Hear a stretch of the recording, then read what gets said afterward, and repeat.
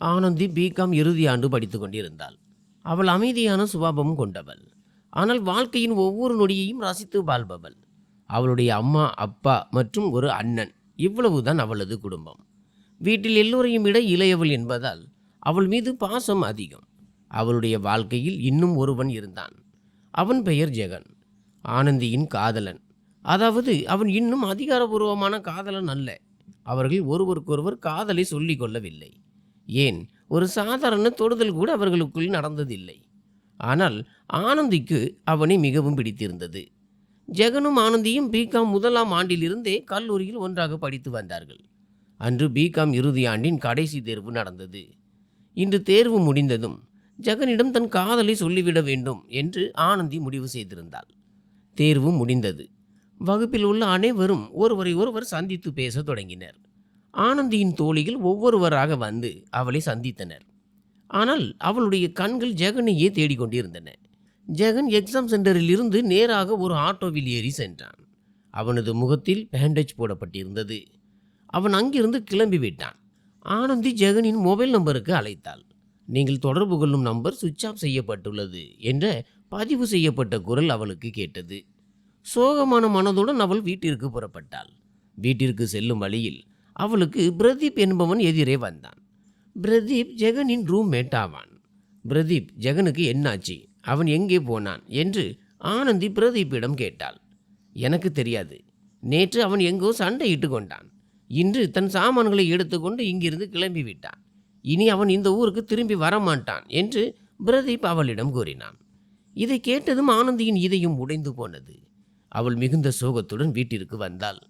அதற்குள் அவளது மொபைலுக்கு ஜெகனிடமிருந்து ஒரு மெசேஜ் வந்தது. சாரி ஆனந்தி, என் மொபைல் சுவிட்ச் ஆஃப் ஆகியிருந்தது. நான் இப்போது வேலைக்காக இங்கே அஸ்ஸாமிற்கு வந்துவிட்டேன். நம்முடைய நட்பு இதோடு முடிந்தது. உடம்பை பார்த்துக்கொள். இனி எனக்கு திரும்பவும் ஃபோன் செய்யாதே என்று ஜெகனின் மெசேஜ் இருந்தது. இப்போது ஆனந்தி அழத் தொடங்கினாள். ஜெகனுக்கு என் மீது காதல் இல்லையா? நான் தான் முட்டாள் போல என்னென்னவோ நினைத்து கொண்டு இருந்தேனா? ஜெகனுக்கு அவனுடைய வாழ்க்கையை வாழ உரிமை இருக்கிறது. அவன் வாழட்டும் என்று ஆனந்தி தனக்குள்ளேயே பேசிக்கொண்டாள். 2 முதல் 3 மாதங்கள் கடந்துவிட்டன. ஆனந்தியின் தேர்வு முடிவுகள் வந்தன. அவள் ஃபர்ஸ்ட் கிளாஸ் மதிப்பெண்களுடன் தேர்ச்சி பெற்றிருந்தாள். வகுப்பில் இருந்த அனைவரும் மார்க் லிஸ்ட் வாங்குவதற்காக கல்லூரிக்கு வந்திருந்தனர். தோழிகள் அனைவரும் தங்களின் எதிர்காலத்தை பற்றி ஒருவருக்கொருவர் பேசிக்கொண்டிருந்தனர். ஆனால் ஆனந்தியின் கண்கள் மட்டும் ஜெகனையே தேடிக்கொண்டிருந்தன. ஜெகன் வரவில்லை. பிரதீப் ஜெகனின் மார்க் ஷீட்டை வாங்கினான். பிரதீப், ஜெகன் வரவில்லையா என்று ஆனந்தி கேட்டாள். இல்லை, அவனுக்கு ஒரு நல்ல வேலை கிடைத்து விட்டது. இப்போது அவன் பெரிய மனிதனாகிவிட்டான். நம்மை போன்ற சாதாரண மனிதர்களுடன் அவனுக்கு எந்த தொடர்பும் வைத்துக்கொள்ள விருப்பமில்லை என்று பிரதீப் கூறினான்.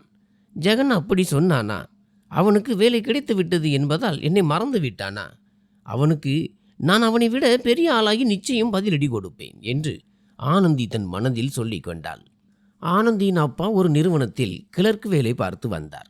அவருடன் யஸ்வந்த் என்பவரும் வேலை செய்தார். யஸ்வந்தின் மகன் அர்ஜுன் முதலில் அமெரிக்காவில் வேலை பார்த்து வந்தான். பின்னர் அவன் இந்தியாவிற்கு திரும்பி வந்து இங்கு ஒரு சாப்ட்வேர் நிறுவனத்தை தொடங்கினான். அதன் பிறகு அவன் ஒரு முன்னணி பிசினஸ்மேனாக மாறினான். அதன்பின் யஸ்வந்த் வாலண்டரி ரிட்டையர்மெண்ட் பெற்றுக்கொண்டு தன் மனைவியுடன் பெங்களூரில் இருக்கும் அர்ஜுனுடன் வசிக்க சென்று விட்டார். இங்கு கதையில் ஆனந்தி சோகமான மனதுடன் வீட்டிற்கு வந்தாள். அவள் தன் ஸ்கூட்டியை பார்க்கிங்கில் நிறுத்தினாள். அவள் வீட்டிற்குள் நுழைந்த உடனேயே அவளது அம்மா அவளை கட்டி அணைத்து கொண்டார். ஏன் அம்மா, என்ன செய்கிறாய், என்னாச்சு என்று ஆனந்தி கேட்டாள். அடி, உனக்கு ஏற்ற மாதிரி ஒரு அருமையான வரன் வந்திருக்கிறது என்றாள் ஆனந்தியின் அம்மா. ஆனால் எனக்கு இப்போது திருமணம் செய்து கொள்ள விருப்பம் இல்லை என்று ஆனந்தி சோகத்துடன் கூறினாள். ஆனந்தி, நாங்கள் எங்கே உன்னை வற்புறுத்துகிறோம்? நீ பையனை மட்டும் பார். பிடித்திருந்தால் சரி, இல்லை என்றால் பிடிக்கவில்லை என்று சொல்லிவிடு என்று ஆனந்தியின் அப்பா அவளிடம் அன்பாக கூறினார். சரி, ஆனால் பையன் என்ன செய்கிறான் என்று ஆனந்தி கேட்டாள். என் நண்பர் யஸ்வந்தின் மகன் அர்ஜுன் ஒரு சாப்ட்வேர் இன்ஜினியர். அதோடு அமெரிக்காவிலிருந்து திரும்பியவன். இப்போது பெங்களூரில் சொந்தமாக சாப்ட்வேர் நிறுவனம் நடத்தி வருகிறான். அவனுடைய நிறுவனத்தின் வருடாந்திர டர்ன் ஓவர் 100 கோடி ரூபாய் என்று ஆனந்தியின் அப்பா பெருமையுடன் கூறினார். அது சரி, பையனின் போட்டோ இருக்கிறதா என்று ஆனந்தி கேட்டாள். இதோ இருக்கிறதே. இந்த என் மொபைலில் இருக்கிறது பார் என்றார் ஆனந்தியின் அப்பா. ஆனந்தி புகைப்படத்தை பார்த்தாள். அர்ஜுன் மிகவும் அழகானவனாக நல்ல நிறத்துடன் இருந்தான். நீல நிற சட்டையும் நீல நிற கண்ணாடியும் அணிந்து ஒரு மாடலை போன்ற கம்பீரத்துடன் காட்சியளித்தான். ஜெகன் இவனுக்கு முன்னால் ஒன்றுமே இல்லை என்று ஆனந்தி தன் மனதில் நினைத்து கொண்டாள். பையனை பார்க்க உனக்கு எப்படி இருக்கிறது ஆனந்தி என்று ஆனந்தியின் அம்மா கேட்டாள். ஓரளவுக்கு நன்றாகத்தான் இருக்கிறான், நேரில் பார்க்காமல் எதையும் சொல்ல முடியாது என்றாள் ஆனந்தி. ஆனந்தி மிகுந்த சாமர்த்தியத்துடன் அர்ஜுனின் புகைப்படத்தை அவளுடைய அப்பாவின் மொபைலில் இருந்து தன் மொபைலுக்கு அனுப்பி கொண்டாள். இனி என்ன, இரவு முழுவதும் அவள் அர்ஜுனை பற்றியே தான் யோசிக்கப் போகிறாள். அவள் முதல் முறையாக ஃபேஸ்புக்கில் அர்ஜுனை தேடினாள். ஃபேஸ்புக் பக்கத்தில் அவனது புகைப்படம் இன்னும் அழகாக இருந்தது. ஆனால் அவனது அக்கௌண்ட் பிரைவேட்டாக இருந்தது. இப்போது அவள் அர்ஜுனின் புகைப்படத்தை மொபைலில் பார்த்து கொண்டே உட்கார்ந்திருந்தாள். அவனுக்கு நரைமுடி ஏதும் இல்லையே, அல்லது பற்கள் ஏதும் துருத்தி கொண்டு முன்னால் வரவில்லையே என்று எல்லாவற்றையும் சரிபார்த்துவிட்டு மொபைலை தன் நெஞ்சின் மீது வைத்து கொண்டே தூங்கி போனாள். இப்போது நிலைமை எப்படி ஆகிவிட்டது என்றால், அர்ஜுனின் பெயர் காதில் விழுந்தாலே ஆனந்திக்கு சிரிப்பு வந்துவிடும். அவள் வெட்கத்தில் சிவந்து போவாள். இப்படியே நாட்கள் நகர ஆனந்தியை பெண் பார்க்க அர்ஜுன் அவனுடைய பெற்றோருடன் வந்தான். யஸ்வந்தும் ஆனந்தியின் அப்பாவும் மனமாற பேசிக்கொண்டனர். உன் மகள் என் மருமகளாக வர வேண்டும் என்பதுதான் என் விருப்பம் என்று யஸ்வந்த் கூறினார். அர்ஜுன் போன்ற ஒரு மருமகன் கிடைத்தால் நானும் அதிர்ஷ்டசாலி ஆவேன். என்ன அர்ஜுன், உனக்கு ஆனந்தியை பிடித்திருக்கிறதா என்று ஆனந்தியின் அப்பா அர்ஜுனிடம் கேட்டார். ஆமாம்மா, எனக்கு ஆனந்தியை பிடித்திருக்கிறது என்று அர்ஜுன் கூறினான். அப்படியானால் முடிவாகிவிட்டது, விரைவில் திருமணத்தை நடத்தி விடுவோம் என்று ஆனந்தியின் அப்பா சிரித்து கொண்டே கூறினார். நான் இன்னும் சரி என்று சொல்லவில்லையே, எனக்கு அர்ஜுனிடம் தனியாக பேச வேண்டும் என்றாள் ஆனந்தி. சரி அம்மா, போ அர்ஜுன், நீ ஆனந்தியுடன் பால்கனிக்கு செல் என்று யஸ்வந்த் சிரித்து கொண்டே கூறினார். இருவரும் வெளியே வந்தனர். நான் ஏன் உங்களை திருமணம் செய்து கொள்ள வேண்டும், உங்களிடம் என்ன தகுதிகள் இருக்கின்றன என்று ஆனந்தி அர்ஜுனிடம் கேட்டாள். திருமணம் செய்வதற்கு அன்பு வேண்டும், தகுதிகள் அல்ல என்று அர்ஜுன் அமைதியாக பதிலளித்தான். அதாவது உங்களுக்கு ஒரே மணி நேரத்தில் காதல் வந்து விட்டதா என்று ஆனந்தி சிரித்து கொண்டே கேட்டாள். என்ன சொல்கிறாய் என்று அர்ஜுன் ஆச்சரியத்துடன் கேட்டான். நீங்கள் இங்கு வந்து 1 மணி நேரம்தான் ஆகிறது, அதற்குள் உங்களுக்கு காதல் வந்து விட்டதா? நான் அதைத்தான் சொல்ல வருகிறேன் என்று ஆனந்தி சீரியஸாக நடிப்பது போல பாவனை செய்து கூறினாள். ஆமாம், முதல் பார்வையிலேயே உன்னை எனக்கு பிடித்து விட்டது, எனக்கு உன்னை கல்யாணமும் செய்து கொள்ள வேண்டும் என்று அர்ஜுன் அமைதியாக கூறினான். சரி, நான் பதிலளிப்பதற்கு எனக்கு கொஞ்சம் நேரம் வேண்டும், என் முடிவு தெரிந்ததும் உங்களுக்கு தெரிவிக்கிறேன் என்று ஆனந்தி சற்றே பந்தாவாக கூறினாள். சரி என்று கூறிவிட்டு அர்ஜுன் உள்ளே செல்ல தொடங்கினான்.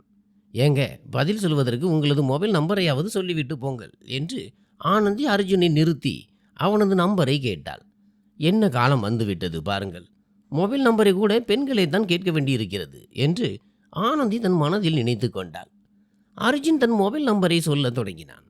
இந்தாங்க எழுதிக்கோங்க என்று அவன் சொல்ல, இருங்கள் நான் என் நம்பரை சொல்கிறேன், நீங்கள் என் மொபைலுக்கு ஒரு மிஸ்டு கால் கொடுங்கள் என்று ஆனந்தி சற்றே சலிப்புடன் கூறினாள். அர்ஜுன் ஆனந்தியின் மொபைலுக்கு மிஸ்டு கால் கொடுத்தான். பின்னர் இருவரும் பால்கனியில் இருந்து வெளியே வந்தனர். சிறிது நேரத்திற்கு பிறகு அர்ஜுனும் அவனது குடும்பத்தினரும் சென்னைக்கு புறப்பட்டு சென்றனர். ஆனந்தி, மருமகன் எப்படி இருக்கிறார் என்று அவளது அம்மா ஆனந்தியிடம் கேட்டார். அம்மா, நான் இன்னும் சம்மதம் சொல்லவில்லை என்று ஆனந்தி சத்தமாக தன் அம்மாவிடம் கூறினாள். அப்படியென்றால் நீங்கள் இருவரும் கேலரியில் என்னதான் பேசிக் கொண்டிருந்தீர்கள் என்று ஆனந்தியின் அம்மா கோபமாக கேட்டார். நான் முடிவெடுப்பதற்காக கொஞ்சம் நேரம் கேட்டிருக்கிறேன் என்று ஆனந்தி தன் அம்மாவிடம் கூறினாள். இந்த சிறுக்கி தானும் நிம்மதியாக வாழ மாட்டாள், நம்மையும் வாழ விட மாட்டாள் என்று ஆனந்தியின் அம்மா எரிச்சலுடன் ஆனந்தியை திட்டினார். அம்மா, இது என் வாழ்க்கை சம்பந்தப்பட்ட விஷயம், நான் முழுமையாக யோசித்து தான் முடிவெடுப்பேன் என்று ஆனந்தி கோபமாக கூறிவிட்டு காலை உதைத்து கொண்டே தன் அறைக்குள் சென்று விட்டாள். ஆனந்தியின் மனதில் எண்ணங்கள் அலைமோதின. அவளுக்கு அர்ஜுனை பிடித்திருந்தது. ஆனால் அவளுக்கு இவ்வளவு சீக்கிரம் சரி என்று சொல்லவும் மனம் வரவில்லை. அர்ஜுன் தன் மனதை கவருவதற்காக இன்னும் கொஞ்சம் கஷ்டப்பட்டு முயற்சி செய்ய வேண்டும் என்று அவள் விரும்பினாள். அன்று இரவு முழுவதும் அவள் தூங்கவே இல்லை. அவள் அர்ஜுனின் அழைப்பிற்காக காத்து கொண்டிருந்தாள். அர்ஜுன் பார்ப்பதற்கு டேஷிங்காக இருந்தாலும் அவன் ஒரு ரொமான்டிக்கான ஆளாக அவளுக்கு தோன்றவில்லை. இறுதியாக நள்ளிரவு 2 மணிக்கு அவளே அர்ஜுனுக்கு ஃபோன் செய்தாள். ஹலோ, சொல்லு ஆனந்தி, என்னாச்சு? உடம்புக்கு ஒன்றும் முடியலையா என்று அர்ஜுன் கேட்டான். ஆமாம், என் உடம்புக்கு நன்றாகத்தான் இருக்கிறது. நான் என் மறுப்பை தெரிவிப்பதற்காகத்தான் ஃபோன் செய்தேன் என்றாள் ஆனந்தி. ஏன், என்னாச்சு? என்னை உனக்கு பிடிக்கவில்லையா என்று அர்ஜுன் கேட்டான். உங்களுக்கு இப்போதே ஃபோன் செய்ய நேரமில்லை. அப்படி இருக்க திருமணத்திற்கு பிறகு எனக்கு எங்கே நேரம் ஒதுக்கப் போகிறீர்கள் என்றாள் ஆனந்தி. ஓ, இதனால் தான் மேடத்திற்கு கோபம் வந்திருக்கிறதா? மேடம், நாங்கள் இரவு 10 மணிக்கு தான் ஃப்ளைட்டு மூலமாக பெங்களூருக்கு வந்து சேர்ந்தோம். அதனால் நேரமே கிடைக்கவில்லை என்று அர்ஜுன் ஆனந்தியிடம் விளக்கினான். என்னை திருமணம் செய்து கொள்ள வேண்டும் என்றால் முதலில் என் மனதை வெல்ல வேண்டும் என்று கூறிவிட்டு ஆனந்தி ஃபோனை கட் செய்தாள். மறுநாள் காலையில் ஆனந்தியின் அம்மா அவளை எழுப்பினார். ஆனந்தி, சீக்கிரம் எழுந்திரு, நாம் ஒரு நிச்சயதார்த்தத்திற்கு போக வேண்டும் என்று அவளது அம்மா கூறினாள். யாருடைய என்கேஜ்மெண்ட்? எனக்கு வர விருப்பமில்லை என்று ஆனந்தி போர்வையில் இருந்தபடியே பேசினாள். நாடகம் ஆடாதே, இந்த ட்ரெஸ் உனக்காகத்தான் வாங்கினேன். இந்த என்கேஜ்மெண்டிலாவது உனக்கு யாரையாவது பிடிக்கிறதா என்று பார்ப்போம் என்று ஆனந்தியின் அம்மா கோபமாக சொல்லிவிட்டு சென்றார். ஆனந்தி எழுந்தாள். அம்மா எவ்வளவு அழகான ட்ரெஸ் வாங்கியிருக்கிறாள். சரி, இப்போது என்கேஜ்மெண்டிற்கு போய்த்தான் ஆக வேண்டும் என்று நினைத்து நன்றாக தயாராகி அவள் கீழே வந்தாள். கீழே அவளது அம்மா, அப்பா மற்றும் அண்ணன் ஆகியோர் தயாராகி உட்கார்ந்திருந்தனர். உனக்கு எவ்வளவு நேரம்தான் ஆகுமடி, சீக்கிரம் வா என்று ஆனந்தியின் அண்ணன் கூறினான். சாரி அண்ணா, இந்த ட்ரெஸ் போடுவதற்காகத்தான் கொஞ்சம் நேரமாகிவிட்டது என்று ஆனந்தி வருத்தத்துடன் கூறினாள். சரி, கிளம்புவோம், நேரமாகிறது என்று ஆனந்தியின் அப்பா அனைவரிடமும் கூறினார். நால்வரும் காரில் ஏறி புறப்பட்டனர். பார், இன்றும் கூட அர்ஜுன் எனக்கு ஃபோன் செய்யவில்லை. என்கேஜ்மெண்ட் மண்டபத்திற்கு போவதற்குள் அவன் ஃபோன் செய்யவில்லை என்றால் நான் இந்த என்கேஜ்மெண்டிலேயே வேறு யாரையாவது தேடிக்கொள்வேன் என்று ஆனந்தி தனக்குள்ளே பேசிக்கொண்டாள். Car Shabnam marriage hall and restaurant நோக்கி திரும்பியது. சப்னம் மேரேஜ் ஹால் என்பது அந்த நகரத்திலே மிகப்பெரிய திருமண மண்டபம் ஆகும். அங்கு தங்களுக்கு திருமணம் நடக்க வேண்டும் என்பது அந்த நகரத்தில் உள்ள ஒவ்வொரு பெண்ணின் கனவாக இருக்கும். கார் திருமண மண்டபத்தின் நுழைவாயிலில் வந்து நின்றது. விருந்தினர்கள் உள்ளே சென்று கொண்டிருந்தனர். ஆனந்தியின் அண்ணனும் அப்பாவும் முன்னால் சென்று விட்டனர். அவளது அம்மாவிற்கு அவளுடைய ரோகிணி சித்தி எதிரே வர, ஆனந்தி, நீ உள்ளே போ, நான் இதோ வந்து விடுகிறேன் என்று கூறி அவளது அம்மா அங்கேயே நின்று பேசத் தொடங்கினார். ஆமாம், இப்போது இது ஒன்றுதான் பாக்கி இருந்தது. இனி தனியாகவே சுற்ற வேண்டியதுதான் என்று முணுமுணுத்தபடியே ஆனந்தி திருமண மண்டபத்தை நோக்கி நடக்கத் தொடங்கினாள். நுழைவாயிலில் இருந்து திருமண மண்டபம் வரையிலான பாதையில் ரோஜா இதழ்கள் தூவப்பட்டிருந்தன. அந்த பாதை முழுவதுமே சிவப்பு நிற ரோஜாக்களால் சிவப்பு நிற காட்சியளித்தது. ஆனந்திக்கு இது மிகவும் பிடித்திருந்தது. அவள் தன் மொபைல் கேமரா மூலம் இந்த மனதை கவரும் அழகான காட்சியை புகைப்படம் எடுக்க தொடங்கினாள். அவள் திருமண மண்டபத்திற்குள் சென்றபோது அங்கே இருட்டாக இருந்தது. யாராவது இருக்கிறீர்களா? எஸ்கியூஸ் மீ, நிச்சயதார்த்தம் எங்கே நடக்கிறது என்று யாராவது சொல்ல முடியுமா என்று ஆனந்தி இருட்டில் சத்தமிட்டு கேட்கத் தொடங்கினாள். நான் ஒரு முட்டாள், வேறு ஏதோ மண்டபத்திற்குள் நுழைந்து விட்டேன் போலிருக்கிறது என்று ஆனந்தி தனக்குள்ளே பேசிக்கொண்டு பின்னால் திரும்பினாள். அவள் பின்னால் திரும்பிய அடுத்த கணமே மண்டபத்தின் விளக்குகள் அனைத்தும் ஒளிரத் தொடங்கின. அவளுக்கு பின்னால் அர்ஜுன் நின்று கொண்டிருந்தான். உறவினர்கள் அனைவரும் சுற்றிலும் மறைந்திருந்தனர். ஆனந்தி ஏதேனும் பேசுவதற்கு முன்பாகவே அர்ஜுன் கீழே மண்டியிட்டு அமர்ந்தான். அவன் தன் பாக்கெட்டில் இருந்து ஒரு மோதிரத்தை வெளியே எடுத்தான். அது ஒரு பிளாட்டினம் மற்றும் சிவப்பு நிற டைமண்ட் பதிக்கப்பட்ட மோதிரம் ஆகும். வில் யூ மேரி மீ என்று அர்ஜுன் ஆனந்தியிடம் அனைவர் முன்னிலையிலும் கேட்டான். இதைத்தான் ஆனந்தி எதிர்பார்த்து காத்திருந்தாள். தான் அவனுக்கு எவ்வளவு முக்கியமானவள் என்பதை உணரும் தருணம் இது. அவள் எஸ் என்று கூறி தன் கையை நீட்டினாள். அர்ஜுன் அவளது விரலில் மோதிரத்தை அணிவித்தான். இப்போது ஆனந்தியின் மகிழ்ச்சிக்கு எல்லையே இல்லை. இதெல்லாம் என்ன என்று ஆனந்தி அர்ஜுனிடம் கேட்டாள். நீதானே சொன்னாய், என் மனதை வென்று காட்டுங்கள் என்று. இதோ நான் வென்று காட்டிவிட்டேன் என்று அர்ஜுன் அவளிடம் அன்பாக கூறினான். நான் வாஷ்ரூம் போய்விட்டு வருகிறேன் என்று கூறிவிட்டு ஆனந்தி கூட்டத்திலிருந்து வாஷ்ரூம் நோக்கி ஓடினாள். என்ன செய்வதென்றே அவளுக்கு புரியவில்லை. இது நிஜமா இல்லை கனவா என்று அவளால் நம்ப முடியவில்லை. உறவினர்கள் அனைவரும் அவளுக்கு வாழ்த்துக்கள் தெரிவித்துக் கொண்டிருந்தனர்.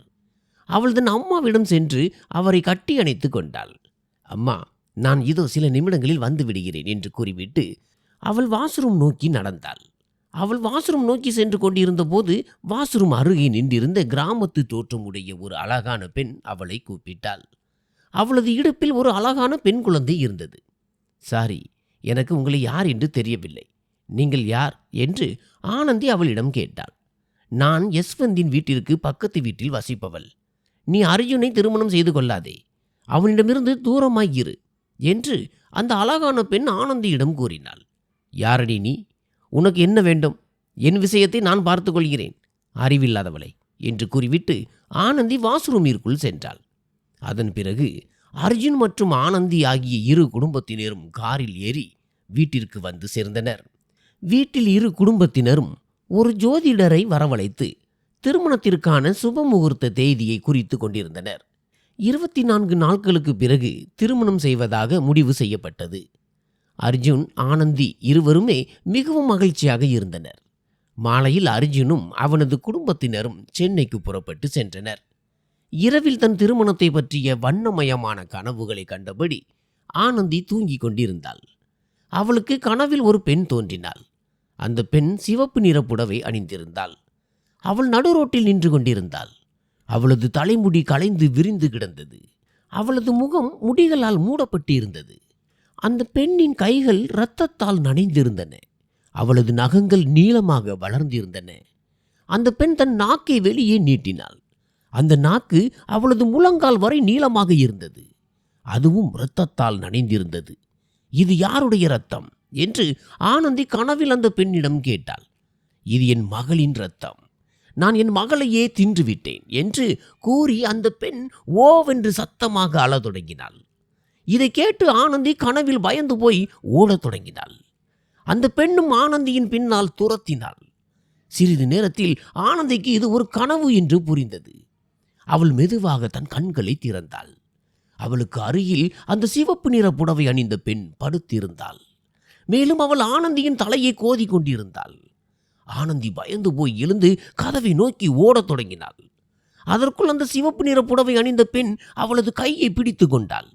இனி நான் தூங்க மாட்டேன், உன்னையும் தூங்க விட மாட்டேன் என்று கூறி அவள் சிரிக்கத் தொடங்கினாள். ஆனந்தி பயத்தில் சத்தமாக கத்தினாள். அவளது பெற்றோர்கள் ஓடி வந்தனர்.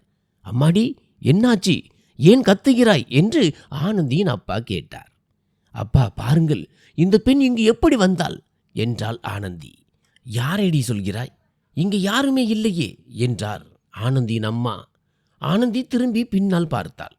அங்கே யாருமே இல்லை. அம்மா, ஆனால் நிஜமாகவே இங்கே ஒரு பெண் இருந்தாள் என்று ஆனந்தி தன் அம்மாவை கட்டி எழுப்பி கூறினாள். கண்ணே, நீ களைப்பாக இருக்கிறாய். திருமண டென்ஷனை மனதில் ஏற்றிக்கொள்ளாதே, எல்லாம் சரியாகிவிடும், தூங்கு என்று கூறிவிட்டு அவளது பெற்றோர்கள் சென்று விட்டனர். ஆமாம், ஒருவேளை நான் களைப்பாக இருந்திருக்கலாம் என்று நினைத்து ஆனந்தி தூங்க முயன்றாள். ஆனால் அவளது கையில் அந்த பெண் இறுக்கமாக பிடித்த கைரேகையின் தழும்பு அப்படியே இருந்தது. விடிந்தது. காலை 11 மணி ஆகிவிட்டது. ஆனந்தி இன்னும் தூங்கிக் கொண்டிருந்தாள். ஆனந்தி, எழுந்திரு, நாம் ஷாப்பிங் செய்ய போக வேண்டும். திருமணத்திற்காக உனக்கு லெஹங்கா தேர்வு செய்ய வேண்டும் அல்லவா என்று ஆனந்தியின் அம்மா அவளை எழுப்பிக் கொண்டே கூறினாள். இந்த பெண் எப்போதில் இருந்தோ விதவிதமான டிசைன்களை தேடி தேடி வைத்திருந்தாள். இப்போது திருமணத்திற்கு வாங்கும் நேரம் வந்தபோது நன்றாக தூங்குகிறாள் என்று ஆனந்தியின் அம்மா தனக்குள்ளேயே பேசிக்கொண்டாள். சரிம்மா, இதோ எழுகிறேன் என்றாள் ஆனந்தி. ஆனந்தி, இங்கே பார் என்று ஆனந்தியின் அம்மா அவளை தன் பக்கம் பார்க்க சொன்னாள். அடி, உன்னுடைய கண்கள் ஏன் இவ்வளவு சிவப்பாக இருக்கின்றன என்று அம்மா கேட்டார். ஆனந்தி தன் அம்மாவை கட்டி அணைத்து கொண்டு அழத் தொடங்கினாள். அம்மா, நான் இரவில் தூங்கினால் கனவில் ஒரு சிவப்பு புடவை அணிந்த பெண் வருகிறாள். அதனால்தான் நான் இரவு முழுவதும் தூங்காமல் இப்போது பகலில் தூங்கிக் கொண்டிருந்தேன் என்றாள் ஆனந்தி. இந்த காலத்து பெண்களுக்கு கொஞ்சம் கூட டென்ஷனை தாங்கிக் கொள்ள முடிவதில்லை. வா, நாம் கடையில் போய் ஆடைகளை தேர்வு செய்துவிட்டு வருவோம், அப்புறம் நீ தூங்கலாம் என்று ஆனந்தியின் அம்மா அவளிடம் கூறினாள். இருவரும் துணி கடைக்கு சென்றனர். ஆனந்தி தூக்க கலக்கத்திலேயே இருந்தாள். அங்கு சென்றதும் ஆனந்தி 2-3 லெஹங்காக்களை தேர்வு செய்தாள். அம்மாடி, நீ ட்ரெயில் ரூமிற்குள் சென்று உடுத்திப்பார் என்றார் அம்மா. ஆனந்தி ட்ரெயில் ரூம் நோக்கி சென்று கொண்டிருந்தாள். வழியில் காஞ்சிபுரம் புடவைகளின் குவியல் இருந்தது. அதை பார்த்ததும் அவளது உடலில் மின்சாரம் பாய்ந்தது போன்ற உணர்வு ஏற்பட்டது. அவள் அந்த புடவையை எடுத்துக்கொண்டு ட்ரெயில் ரூமிற்குள் சென்றாள். அவள் அந்த புடவையை உடுத்திக்கொண்டு வெளியே வந்தாள். அவளது தோற்றமும் நடத்தையும் முற்றிலும் மாறியிருந்தது. நீ என்ன ஆடை உடுத்தியிருக்கிறாய்? நீ எப்போது காஞ்சிபுரம் புடவை கட்ட கற்றுக்கொண்டாய் ஆனந்தி என்று ஆனந்தியின் அம்மா சத்தமாக கேட்டார். ஆனந்தி சிரித்து கொண்டே கடையில் இருந்த புடவைகளை எல்லாம் வாரி இறைத்தபடி ஓடத் தொடங்கினாள். ஆனந்தி, பைத்தியக்காரத்தனம் செய்யாதே என்று கூறியபடி அவளது அம்மா அவளுக்கு பின்னால் ஓடினார். அதற்குள் ஆனந்தி திடீரென நின்றாள். அவளுக்கு முன்னால் ஒரு பெண் தன் கைக்குழந்தையை இடுப்பில் சுமந்தபடி நின்று கொண்டிருந்தாள். என் மகள் என்று கத்தியபடி ஆனந்தி அந்த பெண்ணை நோக்கி சென்று அவளிடமிருந்த குழந்தையை பிடுங்கிக் கொண்டு ஓடத் தொடங்கினாள். ஆனந்தி அந்த குழந்தையை தன் இடுப்பில் தூக்கி வைத்துக் கொண்டு மார்க்கெட்டிற்குள் ஓடத் தொடங்கினாள். அவளுக்கு பின்னால் 10 முதல் 15 பேர் துரத்தினர். கடைசியில் அந்த குழந்தையின் தாய் போலீசாருக்கு தகவல் கொடுத்தார். போலீசார் வந்து ஆனந்தியை தன் கட்டுப்பாட்டிற்குள் எடுத்தனர். ஆனந்தியின் அப்பா அவளை போலீஸ் ஸ்டேஷனில் இருந்து மீட்டு வீட்டிற்கு அழைத்து வந்தார். ஆனந்தி, நீ என்ன செய்து கொண்டிருக்கிறாய்? இந்த விஷயம் யஸ்வந்திற்கு தெரிந்தால் நம் அவமானம் எவ்வளவு பெரியதாகிவிடும் என்று ஆனந்தியின் அப்பா தன் கோபத்தையும் ஆதங்கத்தையும் வெளிப்படுத்தினார். அப்பா, எனக்கு என்ன நடக்கிறது என்றே புரியவில்லை. எனக்கு கொஞ்சம் நேரம் கொடுங்கள் என்று ஆனந்தி தரையை பார்த்தபடி கூறினாள். சரியம்மா, நீ போய் ஓய்வெடு என்றார் ஆனந்தியின் அப்பா. ஆனந்தி தன் அறைக்கு சென்றாள். ஆனந்தி மீது ஒரு கண் வைத்திருங்கள். திருமணம் முடியும் வரை அவள் வீட்டை விட்டு வெளியே செல்லக்கூடாது என்று ஆனந்தியின் அப்பா அவளுடைய அம்மாவிடமும் அண்ணனிடமும் புரிய வைத்தார். எனக்கு என்னதான் ஆகிறது? எனக்கு எதுவுமே புரியவில்லையே என்று ஆனந்தி தனக்குள்ளேயே வருத்தப்பட்டு கொண்டாள். அவள் அழத் தொடங்கினாள். அழுது கொண்டே அப்படியே தூங்கிவிட்டாள். மீண்டும் அவளது அந்த கொடூரமான கனவு தொடங்கியது. அந்த சிவப்பு நிற புடவை அணிந்த பெண் மீண்டும் அவளுக்கு கனவில் தோன்றினாள். போ, என்னை நிம்மதியாக தூங்க விடு என்று ஆனந்தி தூக்கத்திலேயே பேசினாள். கனவில் அவள் ஆனந்தியை நோக்கி ஓடி வந்து அவளை இறுக்கமாக பிடித்து கொண்டாள். ஆனந்தி பயந்து போய் சட்டென்று எழுந்து அமர்ந்தாள். இப்போது அவளது கண் முன்னால் அந்த பெண் நிஜமாகவே நின்று கொண்டிருந்தாள். யார் நீ? உனக்கு என்ன வேண்டும் என்று ஆனந்தி பயந்து நடுங்கி கேட்டாள். அர்ஜுன் என்னுடையவன், அவனிடமிருந்து தூரமாயிரு என்று தன் வாயில் இருந்த இரத்தத்தை துப்பியபடி அந்த பெண் கூறினாள். இல்லை, நான் அர்ஜுனை திருமணம் செய்து கொள்ளத்தான் போவேன், கண்டிப்பாக செய்வேன் என்று ஆனந்தியும் உறுதியாக கூறினாள். அந்த பெண் தன் தலைமுடியை ஒதுக்கி ஆனந்தியின் கண்களை உற்று பார்த்தாள். அந்த பெண்ணின் முகம் இரத்தத்தால் நனைந்திருந்தது. அவளது கண்கள் பயங்கரமாக மின்னின. இப்போது ஆனந்தி அவளது முழு கட்டுப்பாட்டிற்குள் வந்திருந்தாள். அந்த பெண் இப்போது மொட்டை மாடியை நோக்கி நடக்கத் தொடங்கினாள். ஆனந்தியும் அவளுக்கு பின்னால் சென்றாள். மொட்டை மாடிக்கு சென்ற அந்த பெண் மாடியின் கைப்பிடி சுவரில் ஏறி நின்றாள். ஆனந்தியும் அவளைப் போலவே சுவரில் ஏறி நின்றாள். இப்போது இருவரும் கீழே குதிக்க தயாரானார்கள். திடீரென்று ஆனந்திக்கு சுயநினைவு திரும்பியது. தான் மொட்டை மாடியின் சுவரில் ஆபத்தான நிலையில் நிற்பதை உணர்ந்து அவள் சட்டென்று கீழே இறங்கினாள். அவளுக்கு அந்த சிவப்பு புடவை அணிந்த பெண்ணை பார்த்து மிகவும் பயமாக இருந்தது. அவள் வேகமாக படிகளில் ஓடி வந்து வீட்டில் உள்ள பூஜை அறையின் முன்னால் வந்து நின்றாள். இறைவா, இது என்ன நடக்கிறது? கண்களை மூடினாலும் அந்த பயங்கரமான பெண் கனவில் வருகிறாள். கண்களை திறந்தால் நிஜத்திலேயே வந்து சித்திரவதை செய்கிறாள். நான் என்னத்தான் செய்வது? எனக்கு ஒன்றும் புரியவில்லையே என்று அவள் கடவுளிடம் கேள்வி எழுப்பி கதறினாள். விடிந்தது. ஆனந்தி இரவு முழுவதும் தூங்காமல் அந்த பூஜை அறையின் முன்னாலேயே அமர்ந்திருந்தாள். அவள் ஒரு நிமிடம் கூட தன் கண்களை மூடவில்லை. பூஜை அறையின் அருகில் அவளுக்கு அந்த சிவப்பு புடவை அணிந்த பெண் தெரியவில்லை. இப்போது பொழுது விடிந்து விட்டதால் அவள் தன் படுக்கை அறைக்கு சென்று படுக்கையில் தூங்கி போனாள். மதியம் 12 மணிக்கு அவளது அம்மா அவளை எழுப்பினார். புகுந்த வீட்டிற்கு சென்ற பிறகு இப்படி தூங்காதே, அது எங்கள் கௌரவத்திற்கு இழுக்கு. சீக்கிரம் எழுந்திரு, சாப்பிடு என்று ஆனந்தியின் அம்மா அவளை எழுப்பிக் கொண்டே கூறினாள். ஆனந்தி எழுந்து அழத் தொடங்கினாள். அம்மா, என்னை எப்படியாவது காப்பாற்று. எனக்கு பைத்தியம் பிடித்து விடும் போலிருக்கிறது அம்மா. எனக்கு விசித்திரமான கனவுகள் வருகின்றன. ஒரு பெண் என்னை தொடர்ந்து துரத்துகிறாள். என்னால் இதை தாங்கிக் கொள்ள முடியவில்லை அம்மா என்றாள். ஆனந்தியின் அம்மா அவளை தன் அருகில் இழுத்து அணைத்து கொண்டார். கண்ணே, அழாதே, நான் எல்லாவற்றையும் சரி செய்கிறேன். நீ எழுந்து முதலில் சாப்பிடு என்றார். தன் அம்மாவின் மீது நம்பிக்கை வைத்து ஆனந்தி எழுந்தாள். அவள் எப்படியோ கஷ்டப்பட்டு சாப்பிட்டாள். ஆனால் உணவின் ஒவ்வொரு பருக்கையும் அவளது தொண்டைக்குள் இறங்குவதற்கு கடினமாக இருந்தது. யார் அந்த பெண்? ஏன் என்னை தூங்க விடுவதில்லை? ஏன் என்னை இப்படி துன்புறுத்துகிறாள் என்று பல கேள்விகள் அவளது மனதில் அலைமோதின. வா ஆனந்தி என்று அவளது அம்மா அவளை கூப்பிட்டார். எங்கே அம்மா என்று ஆனந்தி மீண்டும் கேட்டாள். நீ வந்து ஆட்டோவில் உட்கார் என்று அவளது அம்மா அவளது கையை பிடித்து கூட்டி சென்றார். இருவரும் ஒரு ஆட்டோவில் அமர்ந்தனர். ஆனந்திக்கு கடுமையான தூக்கம் வந்து கொண்டிருந்தது. இருந்தாலும் அவள் எப்படியோ தன்னை தாங்கி கொண்டு அமர்ந்திருந்தாள். ஆட்டோ புறப்பட்டது. ஆனந்தி இப்போது ஆட்டோவிலிருந்து சாலையில் நடக்கும் வேடிக்கைகளை பார்த்து கொண்டு வந்தாள். ஒரு நொடி அவள் தன் மன அழுத்தத்தை மறந்தாள். அதற்குள் சாலையின் ஓரத்தில் அந்த சிவப்பு புடவை அணிந்த பெண் நின்று கொண்டிருப்பதை அவள் கண்டாள். அவள் தன் கையை காட்டி ஆனந்தியை தன்னிடம் வருமாறு கூப்பிட்டு கொண்டிருந்தாள். ஆட்டோக்கார அண்ணா, வேகமாக ஓட்டுங்கள் என்று ஆனந்தி ஆட்டோ ஓட்டுநரிடம் பதற்றமாக கூறினாள். சரிங்க மேடம் என்று கூறிவிட்டு ஆட்டோ ஓட்டுநர் வேகத்தை அதிகரித்தார். ஆட்டோ வேகமாக சென்றதால் அந்த பெண் கூட்டத்திற்குள் மறைந்து போனாள். இப்போது ஆனந்தி தன் கண்களை மூடிக்கொண்டு அமைதியாக அமர்ந்திருந்தாள். அதற்குள் ஆட்டோ நின்றது. ஆனந்தி கண்களை மூடியபடியே அமர்ந்திருந்தாள். அவள் ஏதோ பேசப்போகும் நேரத்தில் ஒரு கை மெதுவாக அவளது தோள் மீது பட்டது. அந்த கை அவளது கழுத்தை நோக்கி நகர்ந்தது. அந்த கை மிகவும் ஜில்லென்று இருந்தது. அதிர்ச்சியடைந்த ஆனந்தி சட்டென்று கண்களை திறந்தாள். அவளுக்கு முன்னால் ஒரு பெண் ஒரு குழந்தையை இடுப்பில் சுமந்தபடி நின்று கொண்டிருந்தாள். ஆனந்தி பயத்தில் சத்தமாக கத்தினாள்.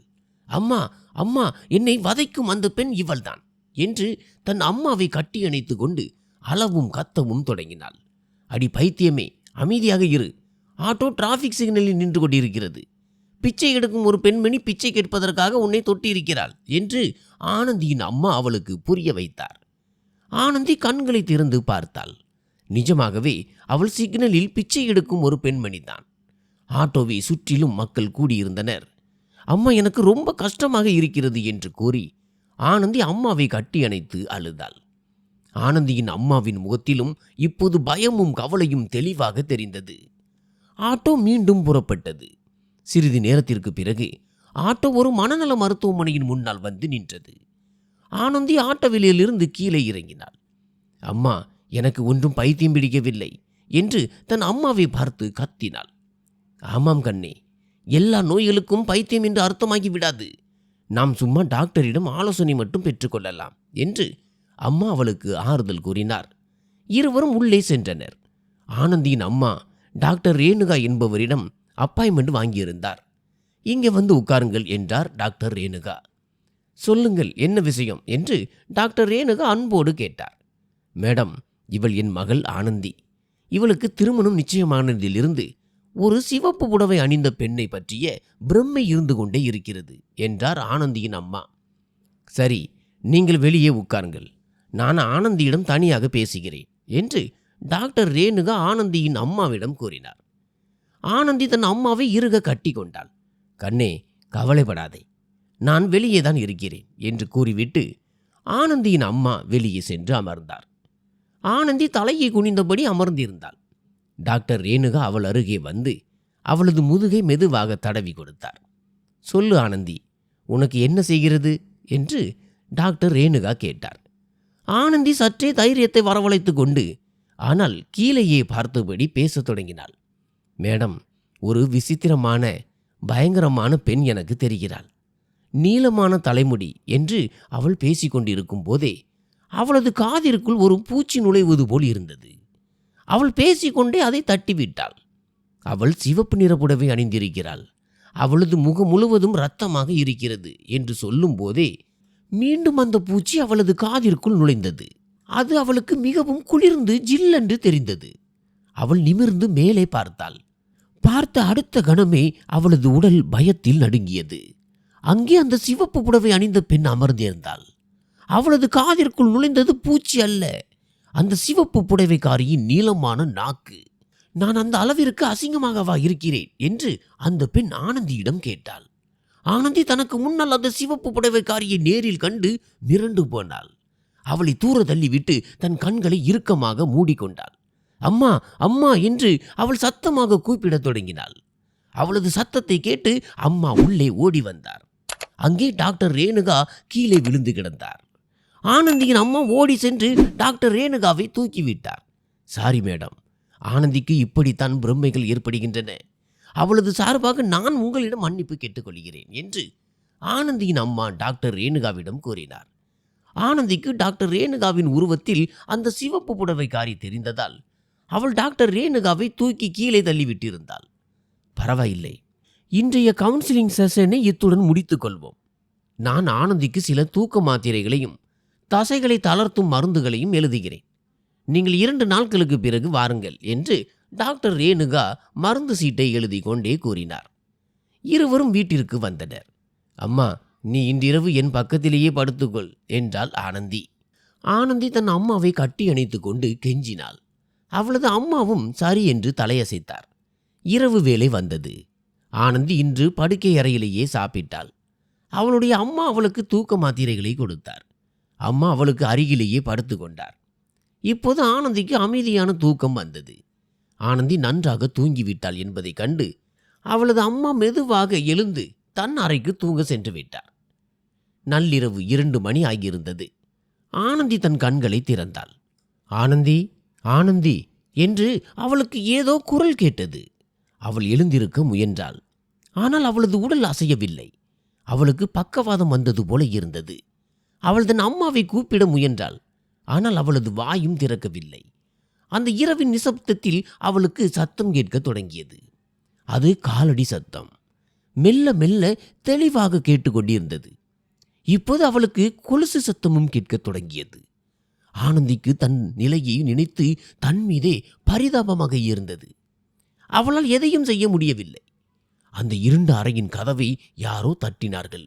ஆனந்தி, நான் உள்ளே வரவா என்று வெளியிலிருந்து குரல் வந்தது.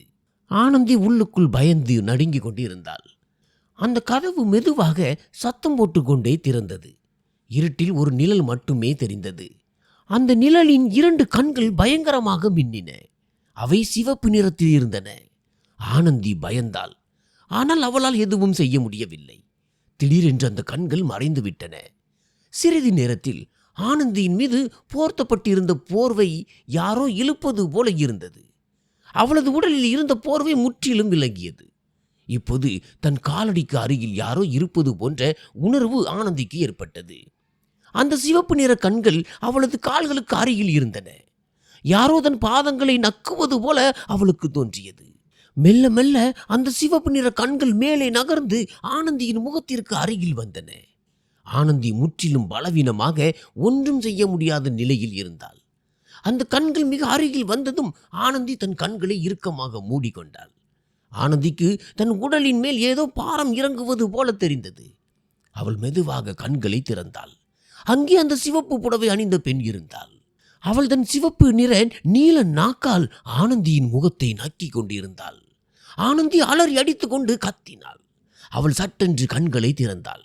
அது ஒரு கனவு. அவள் எழுந்து உட்கார்ந்தாள். அம்மாவும் அப்பாவும் ஓடோடி அவளது அறைக்கு வந்தனர். ஆனந்தி, என்னாச்சு என்று ஆனந்தின் அம்மா கேட்டார். அம்மா, நீ ஏன் என்னை விட்டு விட்டு போனாய்?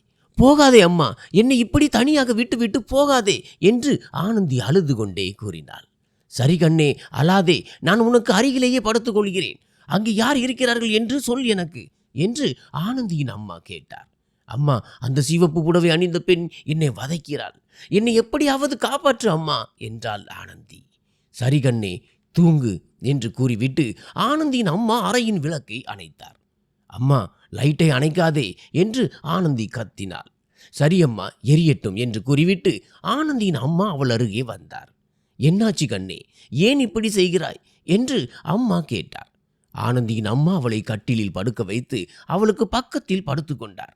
அம்மா, எனக்கு அந்த சிவப்பு புடவை அணிந்த பெண் தெரிகிறாள் என்றாள் ஆனந்தி. இங்கே இருக்கிறாள் அடி என்று ஆனந்தியின் அம்மா கேட்டார். அம்மா, இதோ இங்கேதான் இருக்கிறாள் என்று ஆனந்தி மிகவும் சீரியஸாக கூறினாள். எனக்கு ஒன்றும் தெரியவில்லையே, எங்கே காட்டு என்று அம்மா கேட்க ஆனந்தி வீட்டின் சீலிங் ஃபேன் நோக்கி விரல் காட்டினாள். அந்த பெண் சீலிங் ஃபேனில் மீது உட்கார்ந்திருப்பது போல ஆனந்திக்கு தெரிந்தது. இப்போது ஆனந்தியின் அம்மாவிற்கும் பயம் வரத் தொடங்கியது. அவர் ஆனந்தியை தன் அருகில் இழுத்து அணைத்து கொண்டார். விடிந்தது. ஆனந்தியின் அம்மா அவளை எழுப்பினார். ஆனந்தி, எழுந்திரு, அர்ஜுன் வந்திருக்கிறான் என்றார் அம்மா. ஆனந்தி கண்களை திறந்தாள். அர்ஜுனை தன் கண் முன்னால் கண்டதும் அவள் அழத் தொடங்கினாள். எனக்கு பைத்தியம் பிடித்து விடும் போல் இருக்கிறது. என்னை உங்களுடனேயே அழைத்து செல்லுங்கள். நான் உங்களுடனேயே வாழ விரும்புகிறேன் என்று அவனிடம் கெஞ்சினாள். கண்ணே, நம் திருமணம் முதலில் முடியட்டும். அதன் பிறகு உன்னை என் வீட்டிற்கு அழைத்து செல்கிறேன் என்றான் அர்ஜுன். இல்லை, எனக்கு திருமண மண்டபத்தில் திருமணம் செய்து கொள்ள விருப்பமில்லை. அவள் என்னை அங்கே திருமணம் செய்ய விட மாட்டாள். நாம் ஒரு கோவிலில் வைத்து திருமணம் செய்து கொள்வோம். அங்கே அவளால் வர முடியாது என்று ஆனந்தி பிடிவாதம் பிடித்தாள். வேறு வழியின்றி அர்ஜுன் அதற்கு சம்மதித்தான். அர்ஜுனும் ஆனந்தியும் ஒரு சிவன் கோவிலில் வைத்து ஆனந்தியின் குடும்பத்தார் முன்னிலையில் திருமணம் செய்து கொண்டனர். ஆனால் அப்போதும் அந்த பெண் ஆனந்தியை விடுவதாக இல்லை. அவள் கோவிலுக்கு வெளியிலேயே நின்று கொண்டிருந்தாள். திருமணம் முடிந்த பிறகு ஆனந்தி கோவிலின் பூசாரியிடம் ஆசி பெற்றாள். பூசாரி அவர்களே, என்னை ஆசீர்வதியுங்கள் என்று அவள் கேட்க, என்னாச்சு மகளே, உனக்கு என்ன குறை என்று பூசாரி கேட்டார். ஐயா, ஒரு ஆவி என்னை மிகவும் துன்புறுத்துகிறது என்றாள் ஆனந்தி. பூசாரி ஒரு காப்பு கயிறை ஆனந்தியின் கையில் கட்டினார். மகளே, இது இறைவனின் பிரசாதம். இனி எந்த ஒரு தீய ஆவியும் உனக்குள் நுழைய முடியாது, உன்னை துன்புறுத்தவும் முடியாது என்று கூறி பூசாரி அவளை ஆசீர்வதித்தார். இப்போது ஆனந்தியும் அர்ஜுனும் பெங்களூருக்கு புறப்பட்டனர். இருவரும் ஃப்ளைட்டில் அமர்ந்தனர். ஆனந்தி ஜன்னல் ஓர இருக்கையை தேர்ந்தெடுத்திருந்தாள். விமானம் புறப்பட்டது. அவள் அர்ஜுனின் கையை இறுக்கமாக பற்றி கொண்டாள். தான் நினைத்தது அவளுக்கு கிடைத்துவிட்டது. அவள் கண்களை மூடி தன் திருமண வாழ்க்கையை பற்றிய கனவுகளில் மூழ்கினாள். இப்போது அவளது கனவில் அந்த சிவப்பு புடவை அணிந்த பெண் வரவில்லை. அவள் தன் கையில் இருந்த காப்பு கயிற்றுக்கு மனதார நன்றி கூறினாள். விமானம் பெங்களூரில் தரையிறங்கியது. ஆனந்தி தூங்கிக் கொண்டிருந்தாள். அர்ஜுன் மெதுவாக அவளது கன்னத்தில் முத்தமிட்டு அவளை எழுப்பினான். என்ன இது என்று ஆனந்தி வெட்கப்பட்டாள். நம் வீடு வந்துவிட்டது, அதனால் தான் எழுப்பினேன் என்று அர்ஜுன் அவளிடம் கொஞ்சலாக கூறினான். இருவரும் வீட்டிற்கு வந்து சேர்ந்தனர். தன் புதிய வீட்டை கண்டு ஆனந்தி மகிழ்ச்சியடைந்தாள். வீடு என்பதை விட அது ஒரு பெரிய அடுக்குமாடி குடியிருப்பு ஆகும். யஸ்வந்தும் அர்ஜுனின் அம்மாவும் ஆனந்தியை வரவேற்றனர். வா மருமகளே என்று அர்ஜுனின் அம்மா அவளை வீட்டிற்குள் அழைத்து சென்றார். அந்த பிளாட்டில் ஒரு ஹால், 3 படுக்கை அறைகள் மற்றும் சமையலறை இருந்தன. தன் குடும்ப வாழ்க்கையை எண்ணி ஆனந்தி மகிழ்ச்சியடைந்தாள். மருமகளே, உன்னுடைய நகைகளை கலற்றி கொடு, நான் என் பீரோவில் பத்திரமாக வைக்கிறேன் என்று ஆனந்தியின் மாமியார் அவளிடம் கூறினார். ஆனந்தியின் அப்பா ஆனந்தியை தங்க நகைகளால் அலங்கரித்து அவளது புகுந்த வீட்டிற்கு அனுப்பி வைத்திருந்தனர். ஆனந்தி தன் நகைகளை கலற்றி மாமியாரிடம் கொடுத்தாள். போ ஆனந்தி, வலதுபுறம் நம் பெட்ரூம் இருக்கிறது, போய் ஓய்விடு என்றான் அர்ஜுன். சாப்பாடு என்று அர்ஜுனின் அம்மா கேட்டார். அம்மா, நாங்கள் வெளியிலேயே சாப்பிட்டு விட்டோம், இப்போது அவளை ஓய்வெடுக்க விடு என்று அர்ஜுன் தன் அம்மாவிடம் கூறினான். ஆனந்தி படுக்கை அறைக்குள் சென்றாள். அவள் மிகுந்த மகிழ்ச்சியுடனும் அதே சமயம் சற்றே நடுக்கத்துடனும் இருந்தாள். இன்று அர்ஜுனுடன் அவளது முதலிரவு. கண்ணாடியில் தன் முகத்தை பார்த்து அவள் தனக்குள்ளேயே வெட்கப்பட்டாள். அவள் அறையின் விளக்குகளை மங்கலாக எரிய விட்டாள். ஏசியை ஆன் செய்து அறையை குளிரூட்டினாள். ரோஜா வாசனை திரவியம் கொண்டு தன் உடலை நறுமணமாக்கினாள். அவள் படுக்கை அறை முழுவதையும் ரோஜா பூக்களால் அலங்கரித்தாள். அறையை அலங்கரித்த பிறகு இப்போது அவள் தன்னை அலங்கரித்து கொள்ள தொடங்கினாள். அவள் தன் கூந்தலை அவிழ்த்து தளர்வாக விட்டாள். பிங்க் நிற லிப்ஸ்டிக் பூசினாள். இளஞ்சிவப்பு நிற புடவை உடுத்தினாள். அவள் எளிமையான ஆனால் மனதை கவரும் வகையிலான மேக்கப் செய்து கொண்டாள். ஏற்கனவே அழகாக இருக்கும் ஆனந்தி இந்த இளஞ்சிவப்பு நிற அலங்காரத்தில் இன்னும் அழகாக காட்சியளித்தாள். அர்ஜுன் கதவை தட்டிவிட்டு உள்ளே வந்தான். அவனது கையில் ஒரு டம்ளர் பால் இருந்தது. ஆனந்தி, இந்த பால் உனக்காக என்றான் அர்ஜுன். என்ன இது, நீங்கள் ஏன் எனக்கு பால் கொண்டு வந்தீர்கள் என்று ஆனந்தி ஆச்சரியத்துடன் கேட்டாள். ஆமாம், இப்போது கேள்வி எதுவும் கேட்காதே என்று கூறியபடி அர்ஜுன் தன் கையாலேயே ஆனந்திக்கு பால் புகட்டினான். அதன் பிறகு அவன் மெதுவாக ஆனந்தியின் கையை பற்றினான். அவனது கை ஆனந்திக்கு இதமாக இருந்தது. ஆனந்திக்கு இப்போது அர்ஜுனுடன் முழுமையாக ஒன்றிணைந்து விட வேண்டும் போல தோன்றியது. ஆனந்தி அவனது கண்களை உற்று பார்த்தாள். அர்ஜுன் மெதுவாக அவளை பிடித்து ஒரே இழுப்பாக தன் பக்கம் இழுத்தான்.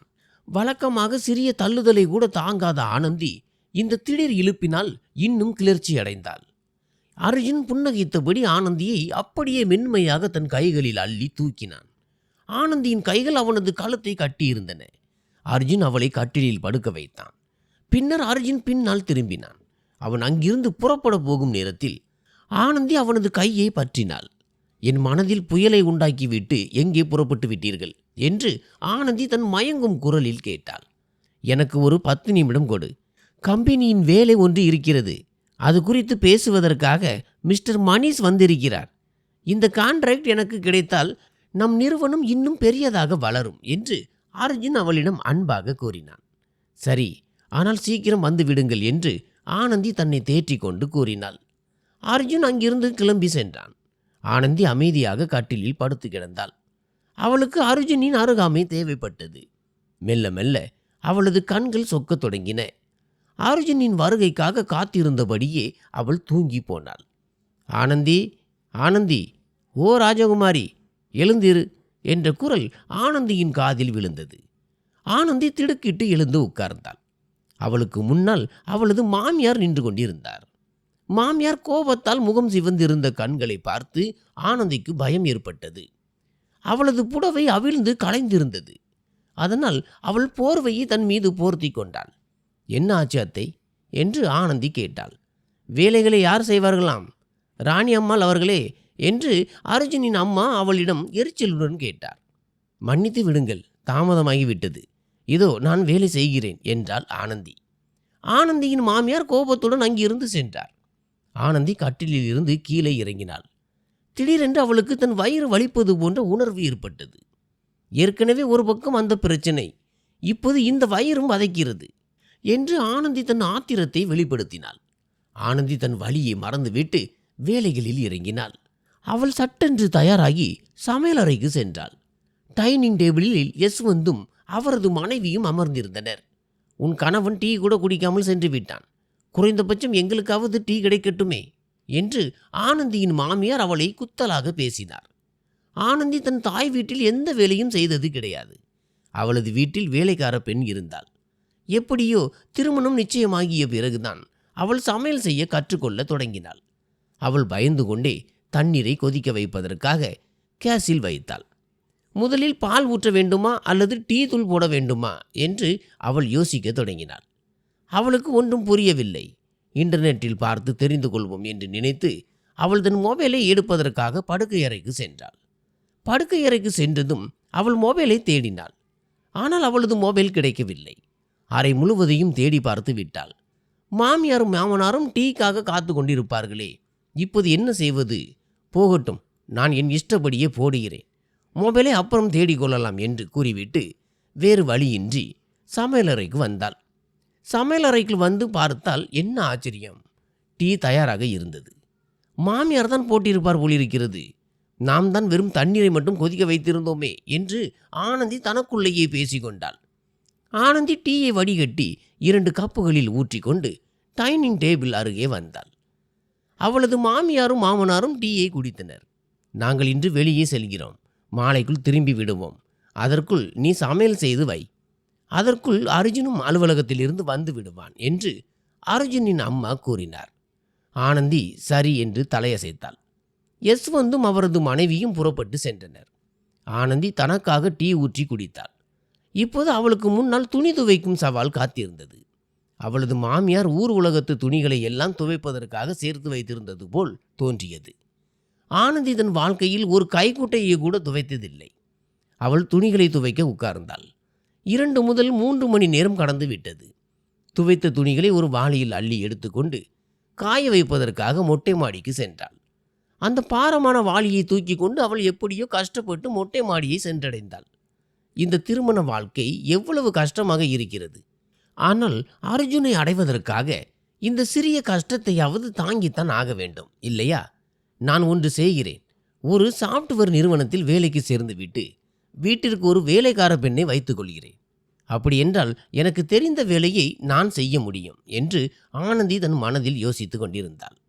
அவள் துணிகளை கொடியில் காய வைத்து கொண்டிருந்த போது இது என்ன இது என்று பின்னால் இருந்து ஒரு குரல் கேட்டது. ஆனந்தி பின்னால் திரும்பி பார்த்தாள். சப்னம் திருமண மண்டபத்தின் வாஷ்ரூம் அருகே தன் குழந்தையுடன் நின்றிருந்த அதே பெண் அவளுக்கு பின்னால் நின்று கொண்டிருந்தாள். யார் நீ? ஏன் என்னை இப்படி துரத்தி துரத்தி துன்புறுத்துகிறாய் என்றாள் ஆனந்தி. நானா துன்புறுத்துகிறேன்? நான் உன்னை காப்பாற்றி கொண்டிருக்கிறேன். யஸ்வந்தின் மனைவி மிகவும் மோசமானவள். உன்னை ரொம்ப கொடுமைப்படுத்துவாள். அந்த மண்டபத்தில் உன்னை பார்த்த போதே உனக்கு வீட்டு வேலைகள் எதுவும் தெரியாது என்று எனக்கு புரிந்துவிட்டது. அதனால்தான் உன்னை அர்ஜுனை திருமணம் செய்து கொள்ள வேண்டாம் என்று சொன்னேன் என்று அந்த பெண் சிரித்து கொண்டே கூறினாள்.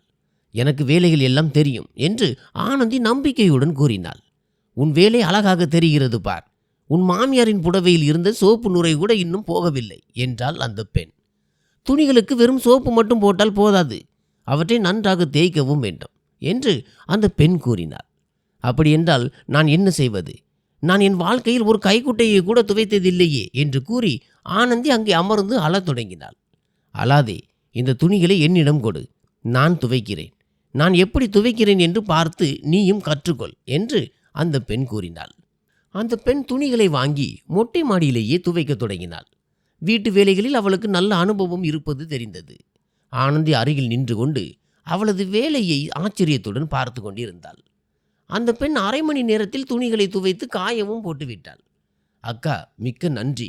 எனக்கு உங்களது பெயர் தெரியாது, ஆனால் உங்களது இந்த உதவியை நான் எப்போதும் மறக்க மாட்டேன் என்று ஆனந்தி நன்றியோடு கூறினாள்.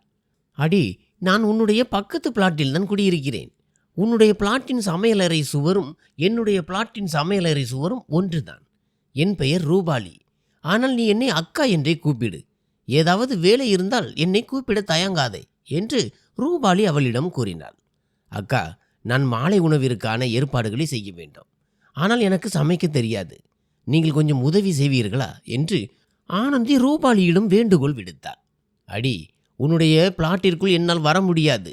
என்னுடைய கணவர் என்னை அங்கே வருவதற்கு தடை விதித்திருக்கிறார். ஆனால் நீ சமையலறைக்கு சென்று உன்னுடைய கேஸ் அடுப்பு இருக்கும் பக்கத்து சுவர் அருகே வந்து நில். அங்கிருந்து நாம் பேசிக்கொள்ளலாம். பிறகு நான் சொல்வது போலவே நீ செய் என்று ரூபாலி கூறினாள். அக்கா, நீங்கள் உங்களது சமையலறையில் இருப்பீர்கள், நான் என்னோடதில் இருப்பேன். அப்படி இருக்க நமக்கு இடையே பேச்சு எப்படி நடக்கும் என்று ஆனந்தி சற்றே குழப்பத்துடன் கேட்டாள். அடி, அந்த சுவர் சற்றே மெல்லியது. சுவரில் காது வைத்தால் சத்தம் தெளிவாக கேட்கும். இப்படித்தான் நான் உனக்கு உதவ முடியும். சீக்கிரம் சமையலறைக்கு போ என்றாள் ரூபாலி. ஆனந்தி சமையலறைக்கு சென்றாள். அக்கா, நான் சமையலறைக்கு வந்துவிட்டேன் என்றாள் ஆனந்தி. சரி ஆனந்தி, இப்போது நான் சொல்வது போலவே செய் என்றாள் ரூபாலி. ஆனந்திக்கு ரூபாலியின் குரல் தெளிவாக கேட்டது. இப்போது ஆனந்தி ரூபாலி சொல்லிக் கொடுத்தபடியே சமையல் செய்ய தொடங்கினாள். மெல்ல மெல்ல ரூபாலியின் உதவியோடு ஆனந்தி சமையலை முடித்தாள். ஆனந்தி, எப்போது உனக்கு என் உதவி தேவைப்பட்டாலும் இந்த சுவரை உன்னுடைய கையால் 2 முறை தட்டு. நான் என் சமையலறையில் இருந்தே உனக்கு உதவி செய்வேன் என்றாள் ரூபாலி. இப்போது ஆனந்திக்கு தைரியம் வந்தது. மாலையில் யஸ்வந்த் தனது மனைவியுடன் வீட்டிற்கு திரும்பி வந்தார். என்னடி, சமையல் ஆகிவிட்டதா என்று ஆனந்தியின் மாமியார் அதட்டலாக கேட்டார். ஆமாம் அத்தை, சமையல் முடிந்துவிட்டது. நான் அர்ஜுனுக்காக காத்து கொண்டிருக்கிறேன் என்றாள் ஆனந்தி. என் மகன் உனக்காக இவ்வளவு சீக்கிரம் வரமாட்டான். அவனுடைய உணவு நம்மை போன்ற சாதாரண உணவு கிடையாது. நீ எங்களுக்கு உணவை பரிமாறு என்று ஆனந்தியின் மாமியார் கூறினாள். ஆனந்திக்கு பயமாக இருந்தது. சமையல் எப்படி வந்திருக்குமோ, மாமியாருக்கு பிடிக்குமா என்று பல கேள்விகள் அவளது மனதில் எழுந்தன. அவர்கள் இருவருக்கும் உணவு பரிமாறப்பட்டது. இருவரும் வயிறார சாப்பிட்டதை கண்டு ஆனந்தி மகிழ்ச்சி அடைந்தாள்.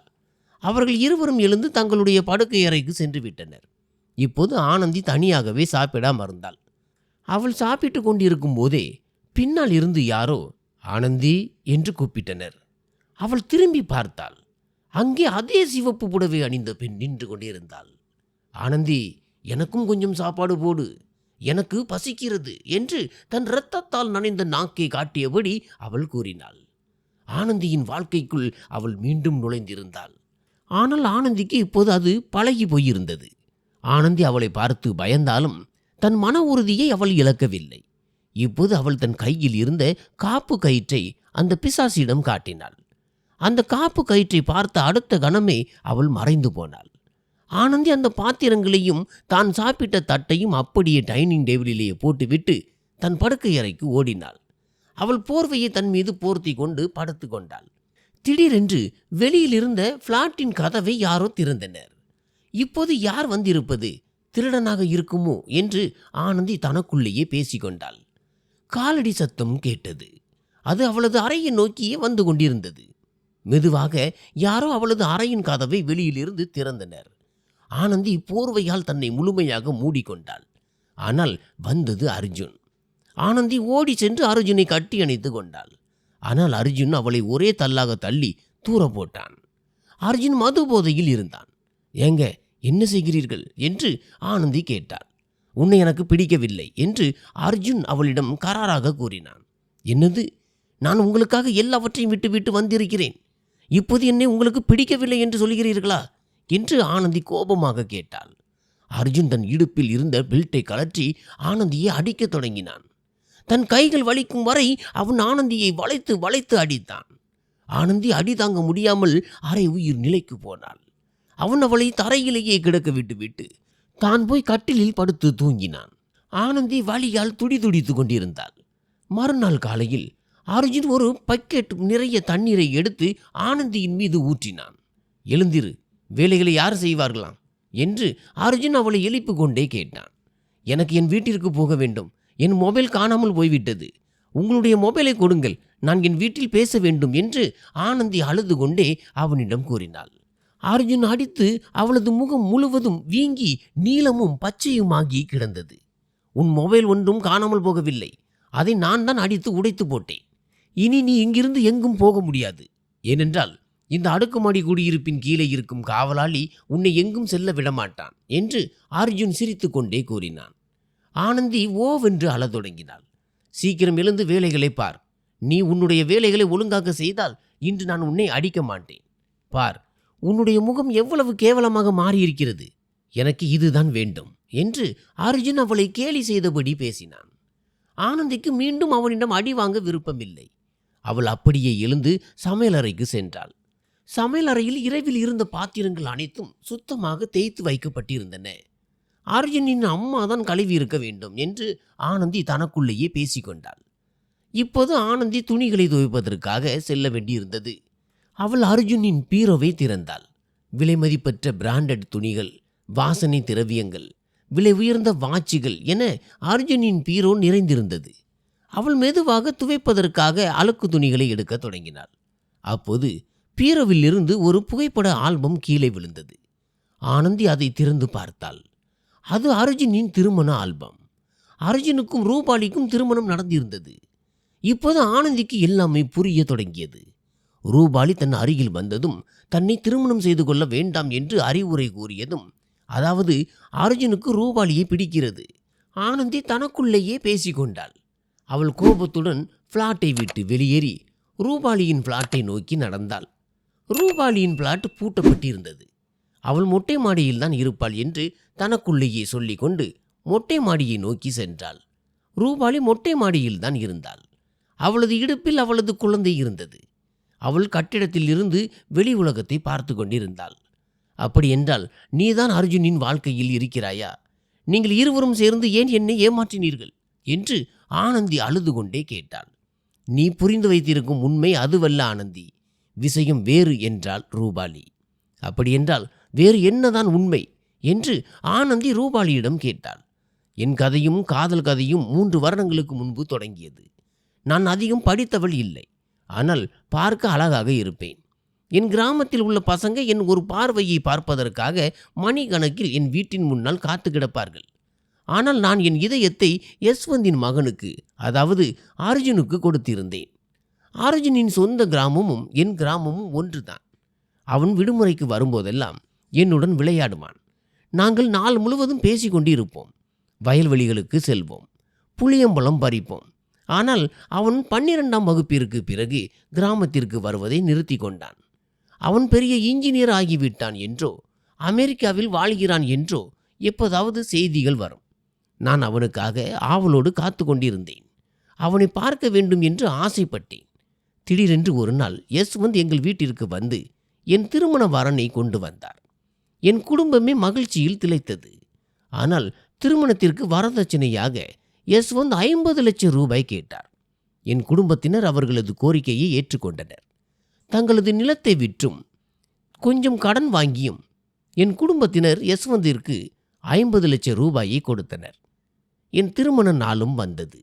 அர்ஜுனனின் உறவினர்களின் ஆசைகள் அனைத்தையும் என் குடும்பத்தினர் நிறைவேற்றினர். அவனது அந்தஸ்துக்கு ஏற்ப கிராமத்தில் பெரிய பந்தல் அமைக்கப்பட்டது. ஊருக்கே சாப்பாடு போடப்பட்டது. அன்று கிராமத்து நாய்கள் கூட பசியோடு தூங்கவில்லை. என் தந்தையும் சகோதரர்களும் தங்களுடைய வாழ்வாதாரமாக இருந்த நிலத்தை விற்று என் ஆசையை நிறைவேற்றினர். நான் அர்ஜுனின் பிளாட்டிற்கு மணப்பெண்ணாக வந்தேன். அன்று நான் என் இனிய எதிர்கால வாழ்க்கையை பற்றிய கனவுகளில் மூழ்கியிருந்தேன். ஆனால் அங்கே சென்ற பிறகுதான் யஸ்வந்தும் அவரது மனைவியும் தங்களுடைய உண்மையான முகத்தை காட்டத் தொடங்கினர். நான் வீட்டிற்குள் நுழைந்தவுடனேயே என் அப்பா கொடுத்த நகைகளை அவர்கள் பிடுங்கிக் கொண்டனர். அர்ஜுனுக்காக நான் புன்னகையுடனே அவற்றை அவர்களிடம் கொடுத்து விட்டேன். திருமணத்தின் முதலிரவு அன்று அர்ஜுன் என் அருகே வந்தான். அவன் என்னிடம் அன்பாக பேசுவான் என்று நான் எதிர்பார்த்தேன். ஆனால் அவன் அப்படி எதுவும் செய்யவில்லை. அவன் ஒரு டம்ளர் பால் கொண்டு வந்து என்னை குடிக்கும்படி கூறினான். நானும் அதை குடித்தேன். அந்த பாலை குடித்ததும் நான் கட்டிலில் படுத்து கொண்டேன். அர்ஜுனும் என் அருகே படுத்து கொண்டான். மெல்ல மெல்ல என் கண்கள் சொக்கத் தொடங்கின. நான் தூங்கிவிட்டேன். அதற்கு பிறகு எனக்கு அதிகாலையில்தான் விழிப்பு வந்தது. எனக்கு ஏதோ விசித்திரமாக தோன்றியது. ஆனால் நான் அதை அலட்சியம் செய்துவிட்டு தயாராகி வீட்டு வேலைகளை பார்க்க தொடங்கினேன். நான் நாள் முழுவதும் சோர்வடையாமல் வேலை செய்வேன். அவ்வளவு வேலை செய்தும் அர்ஜுனின் அம்மாவினது குத்தலான பேச்சுகளை நான் கேட்க வேண்டியிருந்தது. சில நேரங்களில் அர்ஜுனின் அம்மா என் மீது கை ஓங்கவும் செய்வார். ஆனால் அவரை என் அம்மா என நினைத்து நான் எல்லாவற்றையும் சகித்து கொண்டேன். என்னுடைய இந்த அன்றாட வாழ்க்கை 15 முதல் 20 நாட்கள் வரை தொடர்ந்தது. ஆனால் அர்ஜுனுடன் என்னால் மனம் விட்டு பேசக்கூட முடியவில்லை. அவன் பகல் நேரத்தில் வீட்டில் இருக்க மாட்டான். இரவில் வீட்டிற்கு வந்ததும் எனக்கு பாலை குடிக்க கொடுப்பான். நானும் தூங்கி விடுவேன். அந்த பால் எனக்கு ஏதோ விசித்திரமாக தோன்றியது. அதன் சுவையே முற்றிலும் வேறாக இருந்தது. ஒரு நாள் இரவு நான் அந்த பாலை குடிப்பது போல் நடித்துவிட்டு கண்களை மட்டும் மூடிக்கொண்டு கட்டிலில் படுத்து கொண்டேன். அரை மணி நேரத்திற்கு பிறகு வீட்டின் அழைப்பு மணி ஒலித்தது. அர்ஜுன் எழுந்து வெளியே சென்றான். வெளியே யாரோ வந்திருந்தனர். அர்ஜுன் அவர்களை உள்ளே அழைத்து வந்தான். ஹாலில் கண்ணாடி டம்ளர்கள் முட்டும் சத்தம் கேட்டுக்கொண்டிருந்தது. அரை மணி நேரத்திற்கு பிறகு அர்ஜுன் படுக்கை அறைக்கு வந்தான். அவன் அறையின் கதவை மூடினான். அவனுடன் மதுவின் நாற்றமும் அறைக்குள் நுழைந்தது. அவனின் பக்கத்தில் படுத்து கொண்டான். நான் கண்களை மூடியபடியே படுத்திருந்தேன். அதற்குள் அவன் என் கையை தூக்கினான். அர்ஜுன் இன்றுதான் முதன்முறையாக என்னை இப்படி தொடுகிறான் என்பதால் நான் மகிழ்ச்சி அடைந்தேன். ஆனால் அவன் என் விரல்களை கடிக்கத் தொடங்கினான். என்ன செய்கிறீர்கள் என்று கேட்டபடி நான் கண்களை திறந்து பார்த்தபோது அங்கே இருந்தது அர்ஜுன் அல்ல, வேறு ஏதோ ஒரு நபர். நான் திடுக்கிட்டு எழுந்து தள்ளி நின்றேன். அர்ஜுன், அத்தை, மாமா, நம் வீட்டிற்குள் திருடன் புகுந்து விட்டான் என்று நான் சத்தமாக கத்தினேன். அர்ஜுன் படுக்கை அறையின் கதவை திறந்தான். அவனுக்கு பின்னால் அவனது அம்மாவும் அப்பாவும் வந்தனர். பாருங்கள் அர்ஜுன், இந்த மனிதன் நம் படுக்கை அறைக்குள் நுழைந்து என் பக்கத்தில் படுத்திருந்தான் என்று நான் அர்ஜுனை கட்டி அணைத்து கொண்டு கூறினேன். அர்ஜுன் என்னை அவனிடமிருந்து தூர தள்ளினான். இவர் மிஸ்டர் முகுந்த். இவர் நம் நிறுவனத்தில் லட்சக்கணக்கில் பணம் முதலீடு செய்ய போகிறார். இவரை மகிழ்ச்சியாக வைத்திருப்பது உன்னுடைய பொறுப்பு என்று அந்த அந்நிய மனிதனை நோக்கி என்னை தள்ளியபடி அர்ஜுன் கூறினான். என்ன இது? உங்களுடைய சொந்த சுய லாபத்திற்காக என்னை வேறொரு மனிதனுடன் படுக்கும்படி சொல்கிறீர்களா? நான் உங்களுடைய மனைவி என்று கூறி இந்த பாவத்தை செய்ய வேண்டாம் என்று அர்ஜுனிடம் நான் கெஞ்சினேன். இந்த பாவத்தை தான் நீ இங்கு வந்த நாளிலிருந்து ஒவ்வொரு இரவும் செய்து கொண்டிருக்கிறாய். நான் ஒவ்வொரு இரவும் தூக்க மாத்திரைகளை கலந்த பாலை உனக்கு குடிக்க கொடுக்கிறேன். நீ தூங்கிய பிறகு என் நிறுவனத்தில் பணம் முதலீடு செய்பவர்களும் என் நிறுவனத்திற்கு கான்ட்ராக்ட் தருபவர்களும் உன்னை அனுபவிக்கிறார்கள். இதற்காகத்தான் நான் உன்னை திருமணமே செய்து கொண்டேன். எனக்கு ஏற்கனவே அமெரிக்காவில் ஒரு அமெரிக்க பெண்ணுடன் திருமணம் ஆகிவிட்டது. அவள் இந்த நகரத்தில் வேறொரு பகுதியில் வசித்து வருகிறாள் என்று அர்ஜுன் சிரித்து கொண்டே கூறினான். எனக்கு பெரிய துரோகம் இழைக்கப்பட்டிருந்தது. நான் அங்கேயே நின்று கொண்டிருந்த அவனது பெற்றோரிடம் சென்றேன். அத்தை, பாருங்கள் அர்ஜுன் என்ன சொல்கிறான் என்று அவளது கையை பிடித்து கொண்டு நான் கூறினேன். அர்ஜுனின் அம்மா என் கன்னத்தில் பலார் என்று அறைந்தார். ஏய் சிரிக்கி, நான் ஒன்றும் உனக்கு அத்தை கிடையாது. என் மகனுக்கு உன்னை திருமணம் செய்து கொள்ள விருப்பமே இல்லை. நான் தான் அவனுக்கு இந்த யோசனையை சொன்னேன். உன் அப்பனிடமிருந்து வாங்கிய 50 லட்சம் ரூபாயை வைத்துதான் அவன் இந்த நிறுவனத்தையே உருவாக்கினான். இப்போது அதை நடத்துவதற்காக நீ இந்த மனிதர்களை சந்தோஷப்படுத்தத்தான் வேண்டும் என்றார். இந்த சதியில் அங்கிருந்த அனைவரும் கூட்டு சேர்ந்திருந்தனர். ஆனால் நான் அந்த மனிதனின் அருகில் செல்ல மறுத்தேன். அர்ஜுன் அனைவரையும் அறையை விட்டு வெளியே போக சொன்னான். அவன் தன் இடுப்பில் இருந்த பெல்ட்டை கழற்றி தன் ஆசை தீரும் வரை என்னை அடித்தான். அந்த அடியில் நான் அரையுயிராக கிடந்தேன். அவன் என்னை அப்படியே தூக்கி கட்டிலின் மேல் தூக்கி போட்டான். என் உடல் அசைய கூட இல்லை. அதன் பிறகு அந்த அந்நிய மனிதன் உள்ளே வந்து தன் ஆசை தீரும் வரை என்னை அனுபவித்தான். அதை சகித்துக் கொள்வதை தவிர எனக்கு வேறு வழி இருக்கவில்லை. விடிந்ததும் அந்த மனிதன் கிளம்பி சென்றான். நான் எழுந்தேன். என்னால் நடக்கக்கூட முடியவில்லை. அப்படியே நான் உள்ளே சென்று சவரை ஆன் செய்துவிட்டு அதன் கீழே அமர்ந்து கொண்டேன். சிறிது நேரம் அங்கேயே அமர்ந்து இருந்த நான் சட்டென்று சோப்பை எடுத்து என் உடல் முழுவதும் தேய்க்க தொடங்கினேன். பின்னர் என் உடலை மிக ஆக்ரோஷமாக தேய்த்து கழுவினேன். தீட்டுப்பட்டு போன என் உடலை எனக்கு சுத்தப்படுத்த வேண்டும் போல இருந்தது. என் உடலின் மீது எனக்கு அருவருப்பாக இருந்தது. இறுதியாக நான் குளித்து முடித்துவிட்டு வெளியே வந்தேன். யஸ்வந்தும் அவரது மனைவியும் டைனிங் டேபிளில் அமைதியாக அமர்ந்திருந்தனர். அவர்களை பொறுத்தவரை அங்கே எதுவுமே நடக்காதது போல இருந்தது. இப்போது இதுவே என் அன்றாட வாழ்க்கையாகிவிட்டது. பகலில் வீட்டு வேலைகளை செய்ய வேண்டும். இரவில் அர்ஜுன் வீட்டிற்கு அழைத்து வரும் ஆண்களை மகிழ்ச்சிப்படுத்த வேண்டும். எனக்கு இந்த மொட்டை மாடிக்கு வந்தால் மட்டும்தான் நிம்மதி கிடைக்கும். இங்கிருந்து என் கிராமத்திற்கு செல்லும் பஸ் தெரியும். இதோ பார், இப்பொழுதும் அது தெரிகிறது. ஆனால் அந்த பேருந்தில் ஏறி என்னால் ஊருக்கு போக முடியாது. கீழே அர்ஜுனின் காவலாளி நின்று கொண்டிருப்பான். உண்மையை சொல்லப்போனால் எனக்கு திரும்பி போகவும் விருப்பமில்லை. நான் எப்படி போவேன்? என் அப்பாவும் அண்ணனும் ஏற்கனவே என் திருமணத்திற்காக நிலத்தை விற்றுவிட்டு கடனாளியாக மாறிவிட்டனர். அவர்களுக்கு நான் மேலும் சுமையாக இருக்க விரும்பவில்லை. இப்படியே 6 மாதங்கள் கடந்து விட்டன. ஒரு நாள் சமையல் செய்து கொண்டிருக்கும் போது எனக்கு ஒரு யோசனை தோன்றியது. என்னுடைய இந்த அலையின் காரணத்தில் தானே இந்த அந்நிய ஆண்கள் இரவில் என்னை தேடி வருகிறார்கள். இந்த முகத்தையே நான் சிதைத்து விட்டால் என்ன? நான் மிகவும் மகிழ்ச்சி அடைந்தேன். இனி இந்த நரகத்திலிருந்து நமக்கு விடுதலை கிடைத்துவிடும் என்று எனக்கு தோன்றியது. நான் கேஸ் அடுப்பில் ஒரு தோசை கல்லை சூடாக்குவதற்காக வைத்தேன். அந்த கல் நன்றாக சூடானதும் என் முகத்தை அதன் மேல் வைக்க போனேன். அதற்குள் எனக்கு குமட்டல் ஏற்பட்டது. நான் வாஷ்பேசின் அருகில் ஓடி சென்று வாந்தி எடுத்தேன். அர்ஜுனின் அம்மா இதை பார்த்துவிட்டு என் அருகே வந்தார். வாழ்த்துக்கள், நீ அம்மாவாக போகிறாய் என்று அவர் சிரித்து கொண்டே கூறினார். ஆனால் நான் கவலையில் ஆழ்ந்தேன். இப்போது இந்த வேறொருவரின் குழந்தையை அர்ஜுன் வளர்ப்பானா? நான் இந்த குழந்தையை பெற்றெடுக்க வேண்டுமா வேண்டாமா? இதில் இந்த குழந்தையின் மேல் என்ன தவறு இருக்கிறது? நான் இந்த குழந்தையை பெற்றெடுப்பேன் என்று எனக்குள்ளேயே பேசிக்கொண்டேன். என் முகத்தை கெடுத்துக்கொள்ளும் எண்ணத்தை நான் கைவிட்டேன். அன்று இரவும் அர்ஜுன் வீட்டிற்கு ஒரு புதிய மனிதனை அழைத்து வந்தான். நான் அவனையும் அவனது பெற்றோர்களையும் அவர்களது அறைக்கு அழைத்து சென்றேன். நீங்கள் சொல்வதையெல்லாம் நான் கேட்கிறேன். நீங்கள் எப்படி சொல்கிறீர்களோ அப்படியே நடிக்கிறேன். ஆனால் நான் இப்போது ஒரு தாயாக போகிறேன். தயவு செய்து இந்த குழந்தையை இந்த உலகிற்கு வரவிடுங்கள் என்று அவர்களிடம் கெஞ்சினேன். அர்ஜுன் கோபத்தால் முகம் சிவந்தான். அவன் என்னை அடிக்க பாய்ந்தான். அதற்குள் யஸ்வந்த் அவனை தடுத்தார். மருமகளே, நீ எங்கள் ஆசைகளை நிறைவேற்று. நாங்கள் உன்னுடைய ஆசையை நிறைவேற்றுகிறோம் என்றார் யஸ்வந்த். நான் அவர்களது நிபந்தனைக்கு சம்மதித்தேன். 9 மாதங்களுக்கு பிறகு எனக்கு ஒரு பெண் குழந்தை பிறந்தது. அவள்தான் என் உலகமாக இருந்தாள். அவர்கள் சொன்னபடியே எல்லாம் நான் நடந்து கொண்டேன். அவர்களும் என் மகளை வாழவிட்டனர். என்னை ஒரு கருவியாக பயன்படுத்தி அர்ஜுனின் கம்பெனி மிக பெரியதாக வளர்ந்திருந்தது. அவன் நிறுவனத்தின் வேலைகளுக்காக அதிக நேரம் வெளிநாடுகளிலேயே தங்கியிருந்தான். நானும் என் குட்டி தேவதையும் இந்த மொட்டை மாடியில் விளையாடி கொண்டு வாழ்ந்து வந்தோம். என் துயரங்கள் அனைத்தையும் அவள் மறைத்து விட்டாள். என் மகளுக்கு 1 வயது ஆகியிருந்தது. அன்று நான் அர்ஜுனுக்கும் அவனது பெற்றோருக்கும் டீ தயாரித்து கொண்டிருந்தேன். நான் டீயை எடுத்துக்கொண்டு அவர்களது அறைக்கு சென்றேன். அந்த அறையின் கதவு சற்றே திறந்திருந்தது. அவர்கள் 3 பேரும் அந்த அறைக்குள் அமர்ந்து கொண்டு என் குழந்தையை பற்றி ஏதோ பேசிக் கொண்டிருந்தார்கள். நான் வாசலிலேயே நின்று கொண்டு அவர்கள் பேசுவதை கேட்கத் தொடங்கினேன். அன்று நீங்கள் ரூபாலிக்கு எதுவும் செய்ய விடாமல் என்னை தடுத்தது நல்லதாக போயிற்று அப்பா. இப்போது அந்த குழந்தை உயிர் வாழ்வதற்காக ரூபாலி நாம் சொல்வதையெல்லாம் கேட்டு நடக்கிறாள் என்று அர்ஜுன் பேசிக்கொண்டிருந்தான். அடே மகனே, இன்னும் கொஞ்ச நாட்கள் பொறுத்திரு. இன்னும் சில வருடங்களில் அந்த குழந்தை வளர்ந்து பெரியவளாகி விடுவாள்.